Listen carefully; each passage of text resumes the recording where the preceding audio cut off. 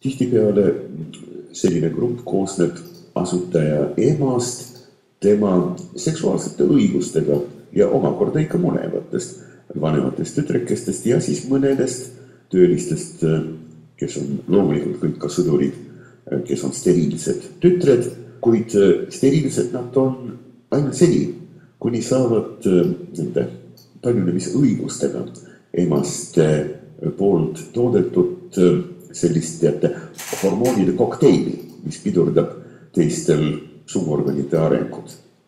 Päev otsa, kui nad jäävad sellest kokteilist ilma, järgmine päev nendel on kohe poliitilised ambitsioonid. Nad tahavad ise ka valitseda ja juhatada vägesid ja loomulikult muutuvad agressiivseks.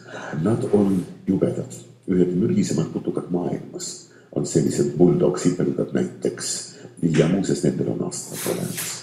Ma siin mitu korda mainisin, et sipelgad kuuluvad astvaliste kiletiiveliste hulka.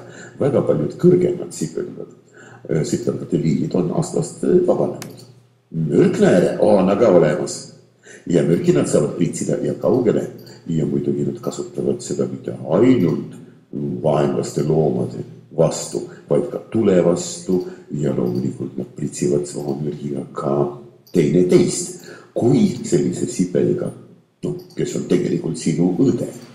Ja? Aga kui tema peal hakkab arenema teatud sorti parasitaalne seen, muutub selle sipelga käitumine, ta ei ole enam nii vilgas, tema ei oska enam parooli anda oma tundlatega sulle parajat sellist trummisoolot mängides sinu kolma peal ja tema lõhn muutub ka, siis tema peale pritsitakse samuti seda mürgit. Pomeriinid aga oma astlaga, nad võivad tõepoolest inimest tappa. 2-3 sellist pistet ja lähed teise ilma.